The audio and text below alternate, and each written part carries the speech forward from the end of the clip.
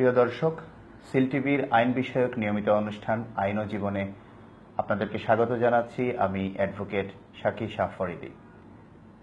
আমরা প্রতি পর্বে একজন আইন অঙ্গনের বিশিষ্ট ব্যক্তিত্বকে আমন্ত্রণ জানাই আমাদের স্টুডিওতে এবং নির্দিষ্ট কোনো একটি বিষয়ে ওনার মূল্যবান মতামত জানতে চাই।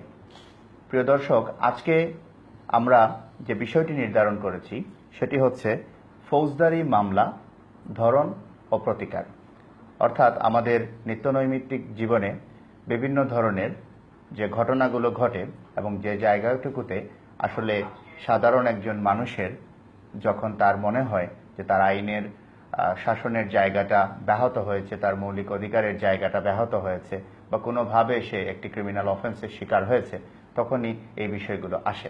এই বিষয়টি নিয়ে আমাদের মধ্যে বিস্তর আলোচনার জন্য আজকে যাকে আমরা আমন্ত্রণ জানিয়েছি, তিনি সিলেটের আইন অঙ্গনের একজন শ্রদ্ধেয় ব্যক্তিত্ব, তরুণদের কাছে একজন জনপ্রিয় মুখ। তিনি অ্যাডভোকেট মোহাম্মদ মইনুল ইসলাম সিনিয়র, যিনি সিলেট জজ কোর্টের একজন সিনিয়র আইনজীবী, পাশাপাশি বাংলাদেশ সুপ্রিম কোর্ট হাইকোর্ট বিভাগেরও তিনি একজন আইনজীবী। এছাড়াও সিলেট মেট্রোপলিটন ল কলেজে অতিথি শিক্ষক হিসাবে অধ্যাপনা করছেন। জনাব অ্যাডভোকেট মোহাম্মদ মইনুল ইসলাম সিনিয়র, আপনাকে সিল টিভি স্টুডিওতে স্বাগত জানাচ্ছি। কেমন আছেন আপনি? ভালো আছি। আপনাদেরকেও ধন্যবাদ।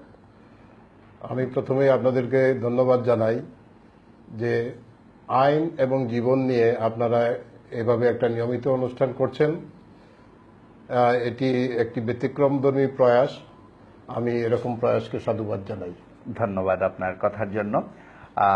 সিনিয়র, আজকে আমরা যে বিষয়টি নির্ধারণ করেছি, মূলত বিষয়টি হচ্ছে ফৌজদারি মামলা, তার ধরন, বিভিন্ন ধাপসমূহ বা তার প্রতিকার সমূহ। তো আসলে আমাদের এই অনুষ্ঠানটি তো এখনো শুরুর দিকের কয়েকটি পর্ব আমরা পরিচালনা করছি, তাই আমরা আসলে খুব সাধারণ ভাবে সহজ বিষয়গুলো ধরে ধরেই এগোচ্ছি। তো আমরা জানি যে ফৌজদারি মামলা পরিচালনা করেন। আমরা মূল প্রসঙ্গে যাওয়ার আগে আপনার কাছে জানতে চাচ্ছি যে সিলেট জেলা আইনজীবী সমিতিতে একজন আইনজীবী হিসাবে আপনি কবে যোগদান করলেন এবং হাইকোর্ট বিভাগে কবে যোগদান করলেন? আমি 1988 ইংরেজিতে বাংলাদেশ বার কাউন্সিলের আইনজীবী হিসাবে সনদপ্রাপ্ত হই। অতঃপর 1988 ইংরেজিতেই সিলেট জেলা আইনজীবী সমিতিতে একজন আইনজীবী হিসাবে এনরোল্ড হই, তালিকাভুক্ত হই। অতঃপর 1997 ইংরেজিতে আমি মহামান্য সুপ্রিম কোর্টের হাইকোর্ট বিভাগে একজন আইনজীবী হিসাবে তালিকাভুক্ত হই। জি, সুদীর্ঘ দিন থেকে আপনি আইন পেশার সাথে নিজেকে জড়িত রেখেছেন। স্যারের পারিবারিক জীবন সম্পর্কে যদি একটু জানতে চাই, কে আছেন পরিবারে, কি করছেন? আমরা তো আগে যৌথ পরিবার ছিলাম। কালের আবর্তনে এখন আমরা পৃথক হয়েছি। আমার পরিবারে আমি, আমার ছেলে এবং আমার স্ত্রী, আমরা তিনজনই। আমার ছেলে, তিনিও একজন আইনজীবী, তার নাম অ্যাডভোকেট মারুফ আহমদ তামিম। তিনি 2016 সালে সিলেট জেলা বারে জয়েন করেছেন এবং আমার জুনিয়র হিসাবে আইন পেশায় আছেন। আমার ভাইদের মধ্যে অ্যাডভোকেট আব্দুল মালেক সাহেব, তিনিও একজন আইনজীবী। তিনি বর্তমানে সিলেট নারী ও শিশু নির্যাতন কোর্টের পিপি হিসাবে দায়িত্ব পালন করছেন। এছাড়াও আমার আরো দুই ভাইয়ের দুই ছেলে, তারাও অ্যাপ্রেন্টিস লয়ার হিসাবে সিলেট বারে আইন অঙ্গনেই আসলে আপনাদের মোটামুটি আমাদের পরিবারের অনেকেই আইনের সাথে সম্পৃক্ত আছি। আমরা জানলাম আপনার পারিবারিক জীবন সম্পর্কে। আমরা যদি আবার প্রাসঙ্গিক কথার দিকে একটু মোড় নেই, একদম সহজভাবে যে বিষয়টি প্রথমেই আসে যে একজন সাধারণ মানুষ, ধরে নিলাম তার আইন সম্পর্কে খুব একটা ধারণা নেই, কিন্তু তিনি যখন তার ধরেন কোনোভাবে যখন ক্ষতিগ্রস্ত হবেন বা ভিক্টিমাইজড হবেন, তখন তো তার একটা রাইটের জায়গা তৈরি হয়ে যায় একটি মামলা করার জন্য বা এরকম বিষয়। তো কখন বা কোন কোন বিষয়ের উপর তিনি বুঝতে পারবেন যে একটি ফৌজদারি মামলা করার মতো একটি সময় তার হয়েছে, বা কি কি উপাদান থাকতে পারে? আমরা কি দেখে বুঝবো যে একটি ফৌজদারি মামলার মতো পজিশন হয়েছে? আপনার এই প্রশ্নের জবাব দিতে গেলে দুটি কথা আমাকে একটু অতিরিক্ত বলতে হচ্ছে। প্রথম কথাটি হচ্ছে আইন কি? আইন হচ্ছে মানুষের বাহ্যিক আচরণকে নিয়ন্ত্রণ করার জন্য কিছু নিয়ম কানুন, যা সার্বভৌম কর্তৃপক্ষের দ্বারা স্বীকৃত, সেটাই হচ্ছে আইন। তারপর আসছি অপরাধ। অপরাধ হচ্ছে আইনের দ্বারা যেটাকে শাস্তিযোগ্য করা হয়েছে সেটাই অপরাধ। জি এখন আপনার প্রশ্ন হচ্ছে কোন সময়ে একজন মানুষের ফৌজদারি প্রতিকার প্রার্থনা করার পর্যায়ে আসে। যখনই কোনো মানুষের কোনো শরীরের প্রতি কোনো আঘাত আসবে, তার সম্পত্তির প্রতি কোনো আঘাত আসবে, জি বা সম্পত্তির কোনো ক্ষতি সাধিত হবে, জি তখনই ফৌজদারি মামলা করার কারণ উদ্ভব হয়। জি যে ফৌজদারি মামলা করার যে কেউ করতে পারে। জি ফৌজদারি মামলা করার দুটি পদ্ধতি রয়েছে। একটি হলো গিয়া আমলযোগ্য অপরাধ সংঘটিত হলে সাথে সাথে থানার ভারপ্রাপ্ত কর্মকর্তাকে আমরা সেই আমলযোগ্য অপরাধের সংবাদ জানাবো, জি এবং ভারপ্রাপ্ত কর্মকর্তার দায়িত্ব হবে সেটা যদি আমি লিখিতভাবে দেই, জি তিনি সাথে সাথে সেটা আমলযোগ্য অপরাধ যদি সেটাতে ডিসক্লোজ করে সেটার সাথে সাথে তিনি সেটা প্রাথমিক তথ্য বিবরণী হিসাবে লিপিবদ্ধ করবেন জি এবং তদন্তের ব্যবস্থা নেবেন। আরেকভাবে মামলা দায়ের হতে পারে, জি সেটি হচ্ছে নালিশি মামলা।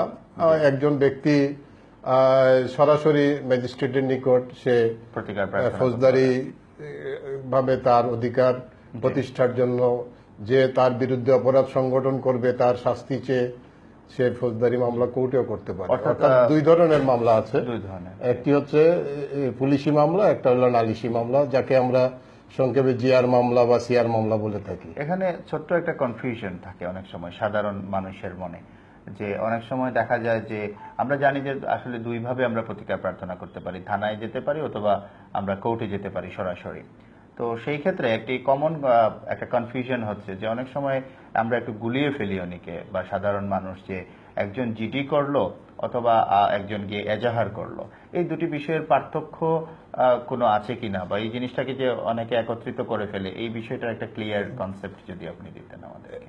এজাহার মানে তো সম্পূর্ণ একটা নিয়মিত মামলা, অর্থাৎ যখনই কোনো আমলযোগ্য অপরাধ সংগঠিত হবে, আমলযোগ্য অপরাধ যে অভিযোগে ডিসক্লোজ হয়ে যাবে সেটা নিয়মিত মামলা হবে, সেটা এফআইআর, জি যেটা ফৌজদারি কার্যবিধির 154 ধারায় বর্ণনা করা আছে।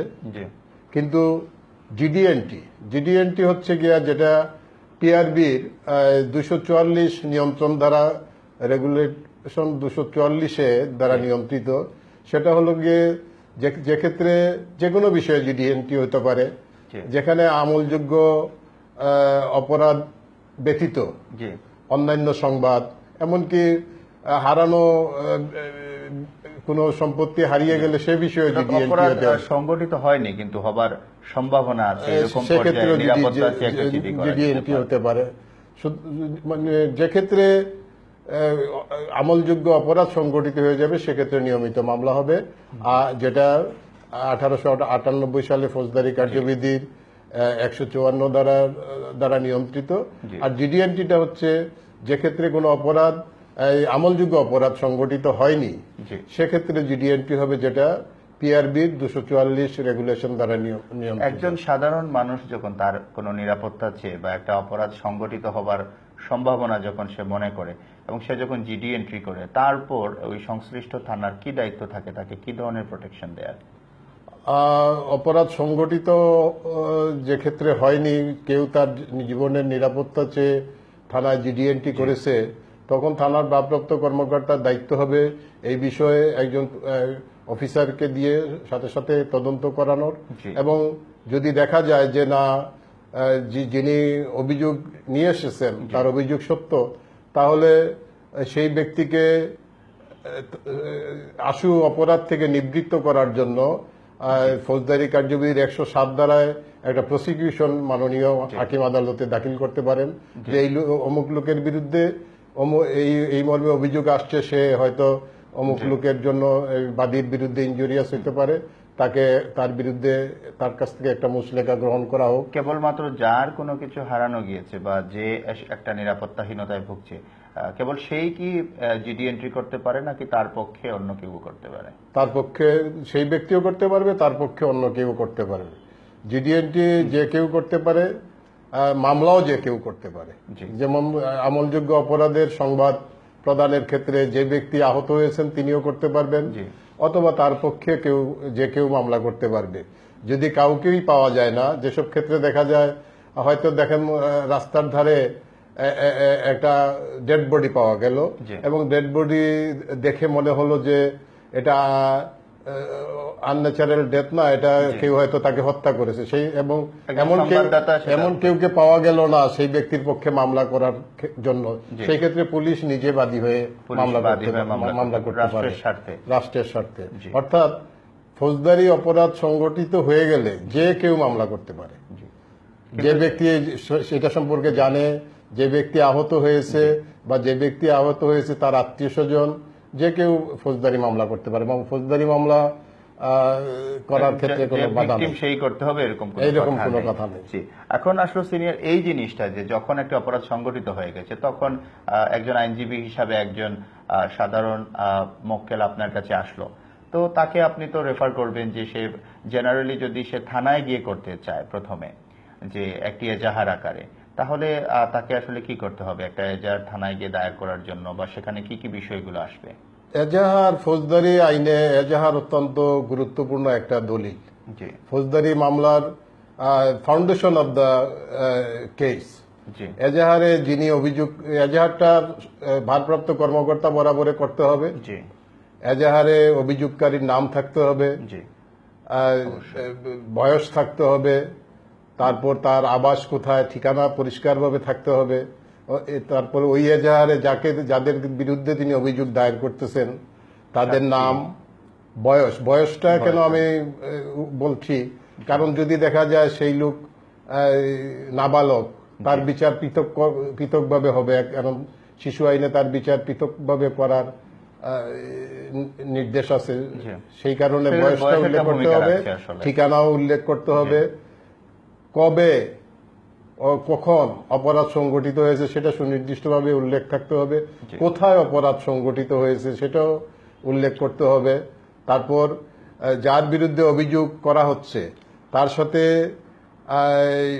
যিনি অভিযোগ করছেন তার কোনো পূর্বশত্রুতা আছে কিনা বা ছিল কিনা সেটাও এজাহারে উল্লেখ করতে হবে, কিন্তু সব ক্ষেত্রে না। যেমন দস্যুতার মামলা, একজন দস্যু আরেকজনের কাছ থেকে পথের ছিনতাই করে নিয়ে গেল, তার সাথে পূর্বশত্রুতা তো নাও থাকতে পারে, সেক্ষেত্রে অর্থাৎ মারামারির মামলার ক্ষেত্রে যদি পূর্বশত্রুতা থেকে থাকে তা অবশ্যই উল্লেখ করতে হবে, উল্লেখ করতে হবে, কোন আসামি কি অপরাধ কিভাবে সংগঠিত করেছে তা এজাহারে সুনির্দিষ্টভাবে উল্লেখ করতে হবে, কোন কোন লোক সাক্ষী হিসাবে সেই ঘটনার সাক্ষী আছেন তাদের নাম উল্লেখ করতে হবে, তারপর এই যে যিনি আহত হয়েছেন তার কোনো চিকিৎসা নেওয়া হয়েছে কিনা, চিকিৎসা নেওয়া হয়ে থাকলে সেটাও এজাহারে উল্লেখ করতে হবে। তাহলে সিনিয়র এখানে একটা প্রশ্ন আসে যে একটি এজাহার তাহলে আইনগত একটি শক্ত ভিত্তির উপর দাঁড় করানোর জন্য অনেক পাকাপোক্ত হাতে লেখা প্রয়োজন বা একজন আইনজ্ঞের দ্বারা এটা আসলে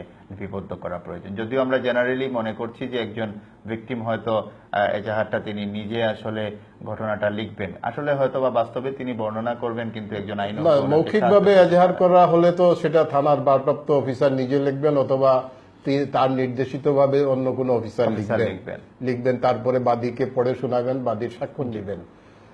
আর আগে থেকে কেউ যদি লিখে নিয়ে যায় সে এই জিনিসগুলা অবশ্যই, আমি যে জিনিসগুলা বলছিলাম যে বাদী যিনি তার পুরা নাম ঠিকানা, আসামি যারা তাদের পুরা নাম ঠিকানা, ঘটনার তারিখ, সময়, সব বিষয়গুলা, আরো কিছু বিষয় যদি বিলম্ব হয়ে থাকে তার ব্যাখ্যা দিয়ে, বা তিনি যেসব দলিলের উপর নির্ভর করতেছেন সেগুলা যদি ওই সময় পাওয়া না যায়, যেমন একজন হাসপাতালে চিকিৎসা নিচ্ছে কিন্তু এখনো তার চিকিৎসা শেষ হয় নাই, সে লিখতে পারে যে আমি চিকিৎসার কাগজপত্র পরে দিব, অর্থাৎ কোন ডকুমেন্ট ভবিষ্যতে সে দিবে সেটাও তার এজাহারে উল্লেখ করতে হবে। আপনি যে কথাটা প্রশ্ন করেছেন, আপনার প্রশ্নটা সুনির্দিষ্ট ছিল যে এজাহারটা একজন জানা লোক দিয়ে লিখাতে হবে। একজন আইনজীবী লিখতে পারেন বা আইন সম্পর্কে মোটামুটি ধারণা আছে সে লিখতে পারবেন, তবে যিনি লিখবেন তার উচিত হবে প্রকৃত ঘটনাটা লিখা, কোনো অলঙ্করণ না করে, অর্থাৎ প্রকৃত ঘটনা, কগনিজেবল অফেন্সের প্রকৃত ঘটনা, কারণ প্রত্যেকটা অপরাধের শাস্তির বিধান রয়েছে, একদম সাধারণ আঘাত থেকে শুরু করে হত্যা সংগঠন পর্যন্ত সবগুলো অপরাধেরই শাস্তি রয়েছে। সুতরাং কোন যতটুকু অপরাধ ততটুকু শাস্তিটাই যারা আসলে আমরা লিখে চাইবো। পটু হাতে লেখা ভালো, জি। তবে যারা লিখবেন তাদের উচিত কোনো অতিরঞ্জন না করা, কথা হচ্ছে যাতে একজন বিচার প্রার্থী বিচারটা বিচারটা পায়। জি। আর ফৌজদারি অপরাধের ক্ষেত্রে, যে কোনো ফৌজদারি অপরাধের ক্ষেত্রে ধরুন যে একটি ঘটনা ঘটেছে আজকে থেকে 3 মাস পূর্বে, 6 মাস পূর্বে, তো আমরা জানি অনেক সময় আমাদের যে সিভিল ম্যাটারগুলোতে টাইম লিমিটেশনের একটা বিষয় থাকে। এই ক্ষেত্রে ফৌজদারি মামলাগুলোর বিষয়ে এই ধরনের কোনো তামাদি বা কিছু আছে না, ফৌজদারি আইনে কোনো তামাদি নাই। তবে এই ঘটনা সংগঠনের থেকে খুব তাড়াতাড়ি অভিযোগ করা ভালো, কারণ বিলম্বে অভিযোগ করলে অনেক সাক্ষ্য নষ্ট হয়ে যেতে পারে। সে কারণে অযথা বিলম্ব না করাই উচিত। তবে কোনো তামাদি নাই, ফৌজদারিতে কোনো তামাদি নাই। বিলম্বের একটা ব্যাখ্যা, যুক্তিযুক্ত ব্যাখ্যা এজাহারে থাকা উচিত, কি কারণে বিলম্ব হলো। বিলম্বের জন্য তার মামলা নষ্ট হবে না, বিলম্বের ব্যাখ্যা দিলে অবশ্যই এই জন্য তার বিচার পেতে কোনো অসুবিধা হবে না। এগুলো তো গেল ধরেন যে একদম সাদামাটা ভাবে একজন মানুষের যখন কোনো তার বডিলি হার্ম হলো বা তার কোনো প্রপার্টি কোনোভাবে হ্যাম্পার্ড হলো, তখন সে আসলে তার বিচার পাওয়ার জায়গাটায় কিভাবে এন্ট্রি নিচ্ছে, এই বিষয়গুলো। এখন ধরুন যে একটা মামলা, আমরা যেটা কমন প্রবলেম, অনেক সময় সাধারণ মানুষের একটা আক্ষেপ হচ্ছে যে থানাতে সে যাচ্ছে একটা এজাহার করতে, কিন্তু দেখা যাচ্ছে ওই বিষয়টা তখন থানা হয়তো বা নিচ্ছে না কোনো কারণে। সেই ক্ষেত্রে তো আদালতে আসার তার একটা বিষয় খোলা থাকলোই। তো তখন আপনি যেটা বললেন যে সে সিআর মামলার মাধ্যমে আসলে আদালতের নিকট বিচার প্রার্থনা করতে পারছে, তো তখন আদালতে যে একটা পর্যায়ক্রমিক তো এর বিচারটা হবে, বিভিন্ন ধাপ সমূহ আছে একটা বিচার প্রার্থীর, সেইগুলো আসলে কি? আমরা দুইভাবে মামলা, আগে যে প্রসঙ্গ আমরা আলোচনা করেছি যে থানায় মামলা হলো, থানায় মামলা হওয়ার পরে থানার ভারপ্রাপ্ত কর্মকর্তা সেটার তদন্তের ব্যবস্থা করলেন। যদি যার বিরুদ্ধে অভিযোগ আনয়ন করা হয়েছে সেই অভিযোগটা যদি সত্যতা পাওয়া যায়, পুলিশ একটা ফৌজদারি কার্যবিধির 173 ধারা মতো একটা রিপোর্ট দাখিল করবে। যদি অভিযোগের সত্যতা পাওয়া যায় সেই রিপোর্টটার নাম হবে চার্জশিট, আর যদি অভিযোগের সত্যতা না পাওয়া যায় সেই রিপোর্টটার নাম হবে ফাইনাল রিপোর্ট। এই চার্জশিট মাননীয় আদালতে আসার পর মাননীয় আদালত আনুষ্ঠানিকভাবে অপরাধ আমলে যদি দেখেন, প্রাপ্ত সাক্ষ্য প্রমাণের ভিত্তিতে মাননীয় আদালতের কাছে যদি প্রতীয়মান হয় যে আসামির বিরুদ্ধে বিচার চলতে পারে, সেক্ষেত্রে আদালত অপরাধ আমলে নেবেন। এটা গেল পুলিশি মামলার ক্ষেত্রে। নালিশি মামলার ক্ষেত্রে আদালত যে নালিশটা আদালতের সামনে, মাননীয় আদালতের সামনে এলো, মাননীয় আদালত বাদীকে পরীক্ষা করবেন, বাদীর জবানবন্দি গ্রহণ করবেন। বাদীর যদি কোনো সাক্ষী থাকে সেই সাক্ষীদেরকে ফৌজদারি কার্যবিধির 200 ধারা মতে বাদীর সাক্ষীদেরকে পরীক্ষা করে আদালত যদি মনে করেন যে যার বিরুদ্ধে অভিযোগ আনা হয়েছে তার বিরুদ্ধে বিচার চলতে পারে, তাহলে আদালত তার বিরুদ্ধে এই অপরাধ আমলে নিতে পারেন। অপরাধ আমলে নেওয়ার বিষয়টা ফৌজদারি কার্যবিধির 190 ধারায় উল্লেখ করা হয়েছে।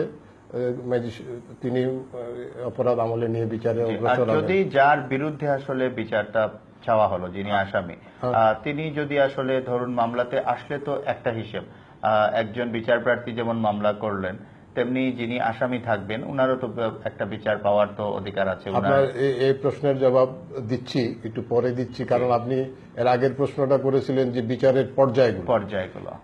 মাননীয় আদালত অপরাধ আমলে নেওয়ার পর যার বিরুদ্ধে অপরাধ আমলে নিলেন, সে আদালত তার বিরুদ্ধে প্রসেস দিবেন। প্রসেস সেটা সমনও হতে পারে, অপেক্ষাকৃত লঘু অপরাধের জন্য সমন দিতে পারেন। আদালত যদি মনে করেন যে অপরাধের ধরন একটু গুরুতর, অনতিবিলম্বে তাকে আইনের বিচারের আওতায় নিয়ে আসা দরকার, আদালত তার বিরুদ্ধে পরোয়ানা ওয়ারেন্ট দিতে পারেন। সেই সমন বা ওয়ারেন্ট পেয়ে যদি সেই লোক সমন পেয়ে যদি আদালতে আসে, অথবা ওয়ারেন্টে যদি তাকে গ্রেফতার করে নিয়ে আসা হয়, অথবা সে যদি মাননীয় আদালতে আত্মসমর্পণ করে, তাহলে আদালত সে বিচারের আওতায় চলে আসলো। বিচারের আওতায় চলে আসার পর আদালত এই সব আসামি, একটা মামলায় তো একাধিক আসামিও থাকতে পারে, একাধিক আসামি যদি থাকে, সব আসামি যখন আদালতের গ্রিপে চলে আসলো, বিচারের আওতায় চলে আসলো, তখন মামলাটা আদালত বিচার ফাইলে বদলি করবেন। তারপরে বিচার ফাইলে বদলি করার পরে সেখানে আনুষ্ঠানিকভাবে আসামির বিরুদ্ধে অভিযোগ গঠন করা হবে। অভিযোগ গঠনের পূর্বে 1898 সালের মূল ফৌজদারি আইনে কিন্তু অভিযোগ গঠনের পূর্বে কোনো শুনানির ব্যবস্থা ছিল না।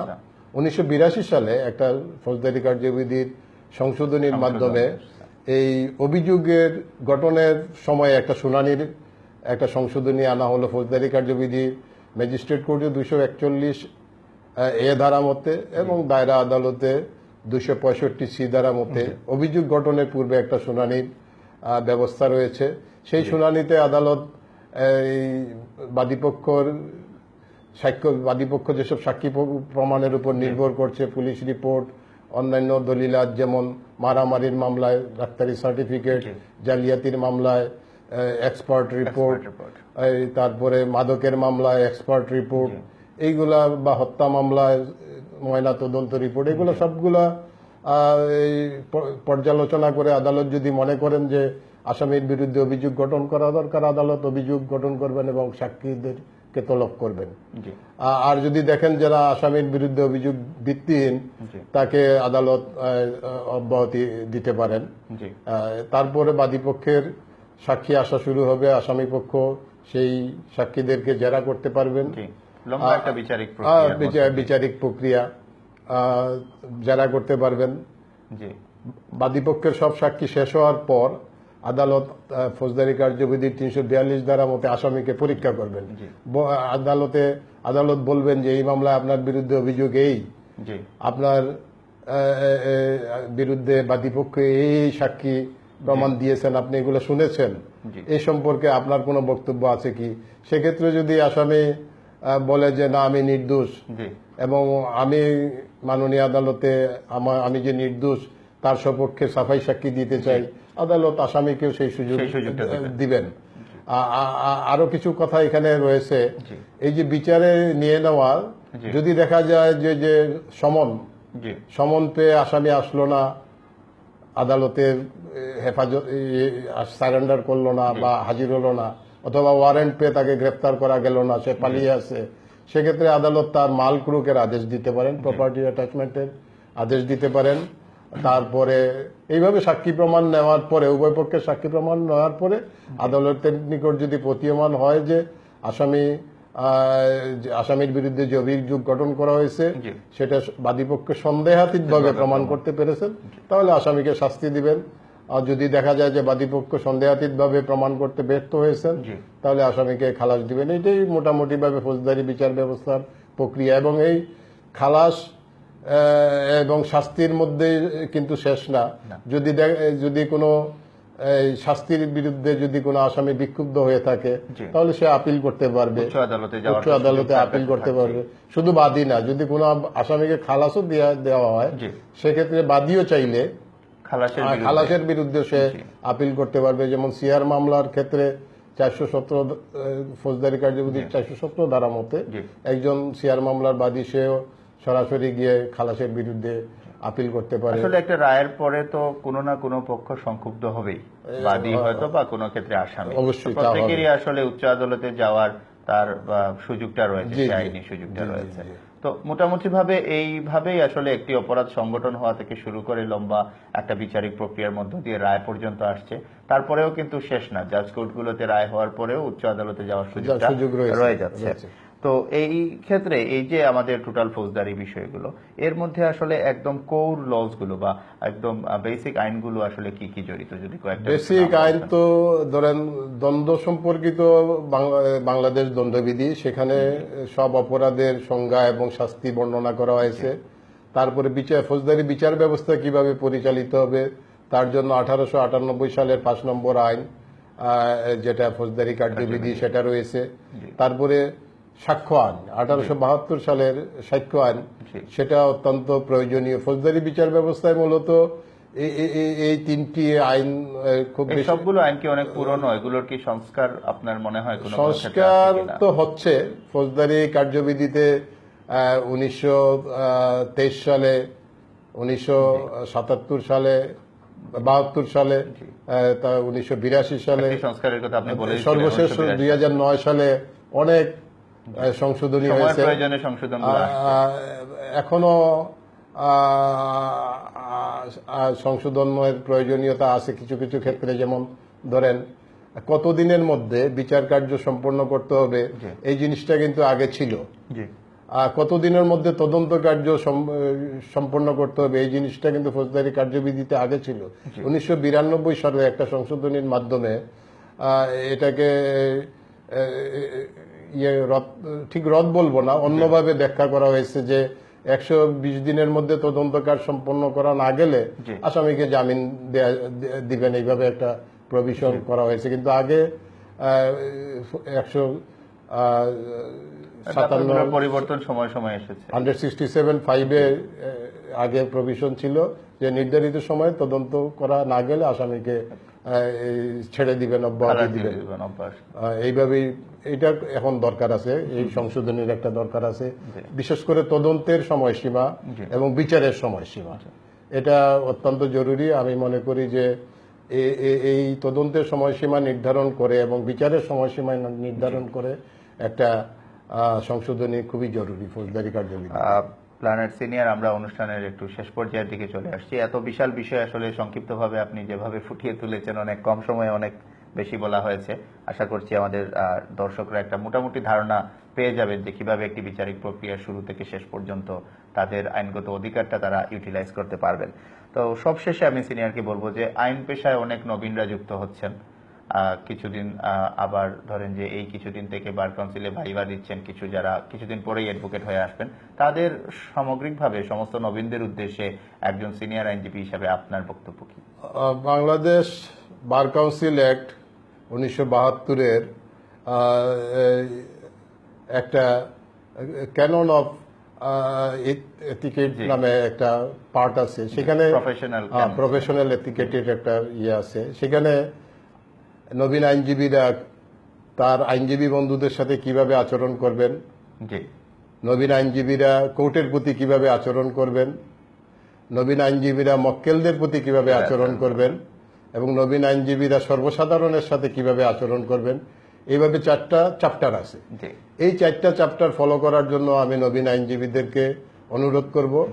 আর আপনারা বার কাউন্সিলের মৌখিক পরীক্ষা দিচ্ছেন, আপনাদের সাফল্য কামনা করি, আপনাদেরকে আইন পেশায় স্বাগত জানাই। আর আপনারা হতাশ হবেন না, আপনারা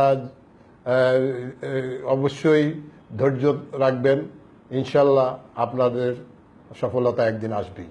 জি, আপনাকে অনেক ধন্যবাদ আমাদেরকে সময় দেওয়ার জন্য। আপনাকেও ধন্যবাদ। আর সর্বশেষ সিল টিভির উদ্দেশ্যে যদি কিছু বলেন। সিল টিভির এই প্রয়াস আমার কাছে খুব ভালো লেগেছে। এই কারণে ভালো লেগেছে, আইন এবং জীবন এই দুইটা অঙ্গাঙ্গিভাবে জড়িত। মানুষের জন্মগ্রহণের পর থেকে মৃত্যু পর্যন্ত সে আইনের দ্বারা নিয়ন্ত্রিত। সুতরাং আইন এবং জীবন এই বিষয়ে ব্যাপক আলোচনার দরকার আছে আমি মনে করি, এবং সিল টিভির এই উদ্যোগকে আমি অত্যন্ত সাধুবাদ জানাই। আশা করি ওনাদের এই কার্যক্রম ওনারা অব্যাহত রাখবেন, আইন সম্পর্কে মানুষকে সচেতন করে তুলবেন। সবাইকে ধন্যবাদ। আপনাকে অসংখ্য ধন্যবাদ। সুপ্রিয় দর্শক, আজকে আমাদের আইন বিষয়ক এই অনুষ্ঠান আইন ও জীবনের আমাদের আজকের বিষয়টি ছিল ফৌজদারি মামলা, ধরন ও প্রতিকার, এবং এই বিষয়ে আমাদেরকে স্বল্পতম সময়ে অত্যন্ত সুন্দরভাবে কিভাবে একটি মামলা করতে হয় এবং তার ধাপগুলো কি কি, এবং বিচারপ্রার্থী মানুষের জন্য আসলে কি কি প্রতিকার আমাদের প্রচলিত আইনে উল্লেখ আছে, এবং সেই জায়গাগুলোতে আবার কোনো ব্যারিয়ার আছে কিনা, সেই জায়গাগুলোর কোনো সংস্কার প্রয়োজন কিনা, ওই সমস্ত জায়গায় একজন আইনজীবীরই ভূমিকা বা কি, বা আইন শৃঙ্খলা রক্ষাকারী ভূমিকা কি, সবকিছু মিলিয়ে সামগ্রিকভাবে একটি ধারণা প্রদান করলেন আমাদের আজকের সম্মানিত অতিথি সিনিয়র অ্যাডভোকেট জনাব মোহাম্মদ মঈনুল ইসলাম সিনিয়র। আমরা ওনার প্রতি অসংখ্য ধন্যবাদ জ্ঞাপন করছি এবং আশা করছি এই অনুষ্ঠানের মাধ্যমে একটি ফৌজদারি মামলা সংক্রান্ত আপনাদের যদি কখনো কোনো ধরনের আপনাদের কোনো অধিকার থেকে আপনারা বঞ্চিত হচ্ছেন বলে মনে করেন, বা কোনো অপরাধ সংগঠন হয়েছে এরকম কিছুর মুখোমুখি হন, তাহলে আশা করছি এই অনুষ্ঠানটি থেকে আপনারা অনেক বেশি উপকৃত হবেন। আমরা আজকে এই পর্যন্তই থাকবো। আগামী পর্বে নতুন কোনো অতিথির সাথে নতুন কোনো বিষয়ে আমরা আবারও আসবো একই সময়ে একই চ্যানেলে। সেই পর্যন্ত সিল টিভির সাথে থাকুন, ভালো থাকুন। আসসালামু আলাইকুম, শুভরাত্রি।